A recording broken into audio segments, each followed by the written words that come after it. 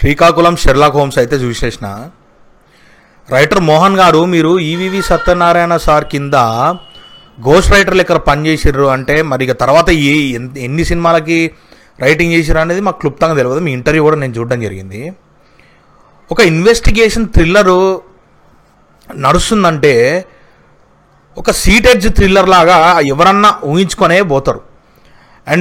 And me cinema కూడా ఇప్పుడు distributor ఎవరైతే డిస్ట్రిబ్యూటరే తీసుకుంది ఎవరైతే ఉన్నారో ఆయన మీ సినిమా తీసుకున్నారని చాలా గొప్పగా చెప్పిర్రు. మేము కూడా కొంచెం ఓకే, ఈయన మైండ్ సెట్ కూడా కొద్ది కొత్తదనంలో ఆలోచిస్తున్నాడు, కొత్త సినిమాలు జనాలకి ఇద్దాం అనుకున్నాడు అని చెప్పి తీసుకున్నాడు. కాబట్టి నేను ఆయన తీసుకున్నాడు అన్న లెక్కలనే సినిమాకి వచ్చిన. మీ రైటర్ మోహన్ అన్న పేరు కూడా నేను చూసి రాలేదు. తర్వాత నేను ఇంటర్వ్యూ చూసి వచ్చిన. సినిమా పాత రొట్ట ఈ ఇన్వెస్టిగేషన్లో ఉండే ఈ తరహాలోనే తీశారండి. నాకు ఒక్క సీన్ దగ్గర కూడా ఎక్సైట్మెంట్ రాలే. అండ్ సీటెడ్జ్ థ్రిల్లరు అనే ఫీలింగ్ కూడా ఏడా అనిపించలేదు నాకు. ఇప్పుడు షెర్లాక్ హోమ్స్ అనేటోడు ఇన్వెస్టిగేషన్ చేస్తూ ఉంటాడండి. పాత్రల్ని చూపించి ఫస్ట్ ఒక మర్డర్ జరిగిందంటే అక్కడి నుంచి ఇన్వెస్టిగేషన్ ఆయన తరహాలో అయినా తీసుకుంటూ వెళ్తాడు. మీరు సినిమాలో మీరు చేసింది ఏంటో తెలుసా? మీరు ఇన్వెస్టిగేషన్ అనేది సెకండ్ హాఫ్లో వెన్నెల కిషోర్ గారు ఏం చేశారో మొత్తం అంతా తీసి రోడ్డు మీద పెట్టినట్టు పెట్టారు. ఫస్ట్ నుంచి మీరు చేసింది ఏంటో తెలుసా అండి? దాన్ని సీన్ రీకన్స్ట్రక్షన్ అంటారండి. అంటే ఏంటంటే ఆ సీన్ జరిగిన ప్లేస్లో ఎవరైతే ఆ కల్ప్రిట్ ఉన్నారో వాళ్ళందరినీ పట్టుకొని ఒక్కొక్కరిని పిలిచి వాళ్ళని ఇంట్రాగేషన్ చేయడం అనమాట. అంటే ఇన్వెస్టిగేషన్ కాదు, ఇంట్రాగేషన్. సేమ్ మీరు చేసింది ఏంటంటే దృశ్యం సినిమాలో ఫ్యామిలీ మొత్తాన్ని ఒకరు తెలియకుండా ఒక్కొక్కరిని తీసుకొచ్చి క్వశ్చన్లు పిడిదిప్పి అడుగుతారు కదా, ఒక్కొక్కళ్ళు ఒక్కొక్కటి చెప్తారేమో, అప్పుడు తీగలా అయితే డొంకంత కదులుద్దని చెప్పి. ఏంటండి నాకు అసలు మినిమం కామన్ సెన్స్ మీరు ఇంటర్వ్యూలో చూస్తే మీ సినిమా చూసిన వాళ్ళు ఎవ్వరూ అసలు ఆ మర్డర్ చేసింది ఎవరు అనేది కనిపెట్టలేకపోయారా? అంటే చూసిన వాళ్ళందరూ ఎర్రిపప్పలు. మరి నా దృష్టిలో అయితే మీరు మొదట చూపించిన సీన్స్లోని ఎప్పుడైతే ఇద్దరు క్యారెక్టర్లు ఒకటే సీన్ని డిఫరెంట్ విధానంలో చెప్పారో అక్కడే నాకు దొరికారండి. అక్కడే నాకు దొరికిపోయారు. ఇప్పుడు నేను మొత్తం ఓపెన్ చేసి చెప్పాలనిపిస్తుంది నాకు. ఎందుకంటే మరి story as a writer Mohan గారు లాగా మరి మీరు ఏం చేశారనేది మీకు తెలియాలి. మరి చూసిన వాళ్ళకి అంత బ్రహ్మాండంగా ఎట్లా అనిపించింది, ఇది జనాలకి బీభత్సంగా ఎక్కిపోద్ది అని ఎట్లా అనుకుర్రో వాళ్ళకు కూడా అనిపించాలి.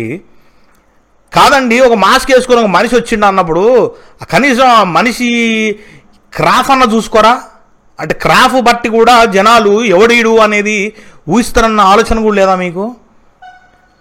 ఇప్పుడు దృశ్యంకి మించిన మీకు క్రైమ్ ఇన్వెస్టిగేషన్ థ్రిల్లర్లు ఏం చూశారు? మన రాక్షసుడు అండ్ దృశ్యంలో ఫ్యామిలీ మొత్తము ఒక్కటే ఆన్సర్ చెప్తారు. ఎటు తిప్పి అడిగిన టైంతో సహా వాళ్ళ నాన్న ఏదైతే చెప్పిండో, వెంకటేష్ గారు ఏదైతే చెప్పిండో తూచా తప్పకుండా ఒక్కటే మాట మీద ఉండేసరికి పోలీసు వాళ్ళకే కన్ఫ్యూజన్ వచ్చేసి ఏం చేయాలో అర్థం కాక నిజంగా అక్కించడానికి మళ్ళీ కొడతారు. మీరేంటి డిఫరెంట్ ఆన్సర్లు చెప్తే దొరకరా? బొచ్చు అంటారు చూసారా, బొచ్చులాగా ఉంది ఐడియా. అసలు అక్కడే పట్టుకున్నా నేను క్యాండిడేట్ ఎవరు అనేది. నేను మీకు ఇది జనాలకు అర్థం కాకపోవచ్చు, మీరు సినిమాకి వెళ్తే మీకు క్లియర్గా అర్థం అవుతుంది. బట్ ఇది క్లియర్గా రైటర్ మోహన్ గారిని నేను అడగదలుచుకున్నా. కాదండి, ఒక సీన్ జరుగుతున్నప్పుడు ఒక సస్పెండెడ్ పోలీస్ ఆఫీసర్ గారు వచ్చి టార్చ్ కొట్టాడండి. అది ఒక వర్జన్ ఆఫ్ స్టోరీ. ఇంకొకరు ఆ పక్కనే ఉన్న మనిషి ఇంకొక వర్జన్ ఆఫ్ స్టోరీ ఏంటి? అదే కారులో కూర్చున్నప్పుడు టార్చ్ కొట్టినోడు కాదు, ఫస్ట్ ఆఫ్ ఆల్ ముగ్గురు చేపలు అమ్ముకునేటోళ్ళు వచ్చి తన్నారా? ఇప్పుడు మరి ఆ సీన్ ఆఫ్ అఫెన్స్లో ఉన్నోళ్ళు ఇద్దరు రెండు డిఫరెంట్ మాటలు మాట్లాడినప్పుడు చెప్పు తీసుకొని ఇద్దరిని కొడితే ఆన్సర్ బయటకు వచ్చేస్తుంది కదా. అసలు అక్కడే నా బ్రెయిన్ ఆఫ్ అయిపోయింది అక్కడ. ఇది ఎందుకు రగులుతుంది నేను చెప్తున్నా. ప్రతి చెత్త సినిమా చూసిన ప్రతిసారి నాకు రగులుతుంది. నాకు రివ్యూ నా కొడుకులకి రగలడం కాదు, రివ్యూ నా కొడుకులు చెత్త నా కొడుకులు, బిచ్చం నా కొడుకులు. అంటే వాళ్ళకి రివ్యూ చెప్పే అర్హత కూడా లేదు. ఎందుకంటే ఆ బిచ్చగాళ్ళకి సినిమా కథని ఎలా రాస్తే బాగుంటుంది, ఏ విధంగా స్క్రీన్ ప్లే పెడితే బాగుంటుంది అని తెలియదు. ఆ కుక్కలకు తెలియదు. ఇది లేదు అది లేదని మాట్లాడతారు కానీ ఏది పెడితే బాగుంటుంది, ఏది కరెక్ట్గా చేయాలనేది ఆ కుక్కలకు తెలియదు. నాకు తెలుసు. సో నాకు రగులుతుంది, నేను మాట్లాడుతున్నా ఓ లెక్క ఉంది. మీరు క్లియర్గా గుర్తుపెట్టుకోవాలి ఫస్ట్ ఈ విషయం. మీరు చెప్పండి, దృశ్యం సినిమాలో ఎందుకండి అందరు ఒక మాట మీద ఉంటారు? దొరకద్దనే కదా.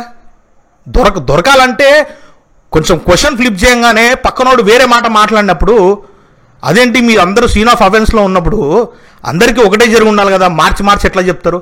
మార్చి చెప్తే దొరకరా? అది ఆమె చెప్పిన ఐడియా. మళ్ళీ ఎవరైతే దొంగ ఉన్నారో, ఎవరైతే మర్డర్ కేసు మెయిన్ కల్పిట్ ఎవరైతే ఉన్నారో వాళ్ళే చెప్తారా మార్చి చెప్తే దొరకదని? ఇదేం కుక్క లాజికు? అసలు అక్కడ బ్రెయిన్ ఆఫ్ అయిపోయిన తర్వాత సినిమా చూడబుద్ధి కూడా కాల నాకు. కాదండి, అసలు మీరు వాళ్ళందరితో మాట్లాడుకుంటూ వాళ్ళల్లో ఏదో నిజం రాబడదామని ఫస్ట్ హాఫ్ అంతా మింగేసి సెకండ్ హాఫ్ అంతా మళ్ళీ కొత్త డ్రామా, కొత్త స్టోరీ తీసుకొచ్చి ఇరికిస్తే ఎవడన్నా చూస్తాడా? నేను డిస్కషన్ పెట్టదలుచుకోలేండి. మీరు మంచి మీకు ఒకవేళ కామెడీ సెన్స్ ఉంటే చిన్న కామెడీ సినిమా ఏదైనా తీసి రిలీజ్ చేస్తే బాగుంటుంది. దీనికి చాలా షార్ప్ బ్రెయిన్ కావాలండి. ఎగ్జిక్యూషన్ చాలా ఇంపార్టెంట్. మీరు స్క్రీన్ ప్లే అంటున్నారు, స్క్రీన్ ప్లే బొత్స అండి. మేము ఆల్రెడీ చూసి మాకు పండిపోయి తల నెరిసిపోయి కూర్చున్నాం. మీకు అర్థమవుతుందా? నేను నిజంగా చెప్తున్నా, 1991 సంవత్సరంలో అప్పుడున్న ప్రేమ కథను చూపిస్తూ మీరు ఏదో ఏమంటారు, ఆకాశం బ్లూగా అయిపోయింది, సముద్రం చల్లగా అయిపోయింది, నీళ్లు వెచ్చగా ఉన్నాయి, మంట గాలి కొడుతుంది, ఏంటిది ఇది? సప్పట్లు కొడతారు వెనకాల కూర్చున్న వాళ్ళు. మీకు అర్థమవుతుందా? థియేటర్లోకి వచ్చి కూర్చొని చూడండి సినిమా. మాస్ సెంటర్లకు రండి.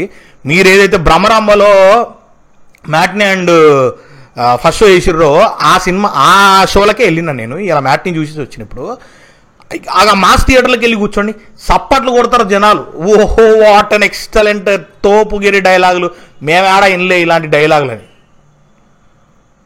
అవసరం ప్రతి క్షణం అదే డైలాగ్ రిపీటెడ్గా చూపిస్తున్నారు ఆ సీన్లు. ఇంత ఫ్లాష్ కట్లో వెళ్ళిపోతే అవసరం పడదండి. రిపీట్ మోడ్లో చిరాకు దెంగింది, విసుగు వచ్చేసింది చూడడానికి. మీరు రాసే శక్తి ఉంటే రాయండి, రాయలేకపోతే వదిలేసేయండి. దీన్ని ఎలా మారిస్తే బాగుంటుందని కూడా నేను మీకు చెప్పదలుచుకోలేదు. నేను చెప్పిన తర్వాత మీరెందుకండి, రైటర్ మోహన్ గారు, పెద్ద రైటర్లు, ఈ రివ్యూ మీరు చూడాలని నేను మనస్ఫూర్తిగా కోరుకుంటున్నా. ఎవరన్నా మీకు చూపించినా బ్రహ్మాండంగా ఉంటుంది. రివ్యూలు అందరూ ఇస్తారు కదండి, కొంచెం చూడండి. రివ్యూ రైటర్ల గురించి నాకు సంబంధం లేదు. బట్ నేను ఒక రైటర్ కమ్ డైరెక్టర్. నేను వెబ్ సిరీస్ తీసిన, షార్ట్ ఫిల్మ్ తీసిన, నా తెలివి నాకున్నది, రైటింగ్ మీద నా గ్రిప్ నాకున్నది. అకార్డింగ్ టు ద రైటింగ్ అని నేను మాట్లాడుతున్నా. పాత మేము చూసిన చెత్తనే తీసుకొచ్చి పెట్టారు. బట్ ఇది ఇన్వెస్టిగేషన్ లాగా అనిపించలేదు, ఇంట్రాగేషన్ లాగా అనిపించింది. మీరు చేసింది అదే, మీరు ఒప్పుకోండి.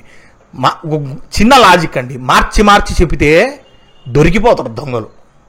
ఒకటే మాట మీద ఉంటే కష్టం, కనిపెట్టడం కష్టం ఎవరనేది.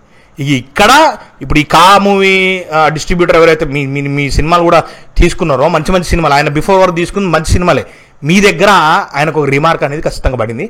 అండ్ లాస్ట్లో మీరు ఏదైతే 2 వేసారో, వద్దురా బాబో అని అరుస్తున్నారు జనాలు. మీరు అది మా సెంటర్కి వెళ్తే మీకు అర్థమవుతుంది.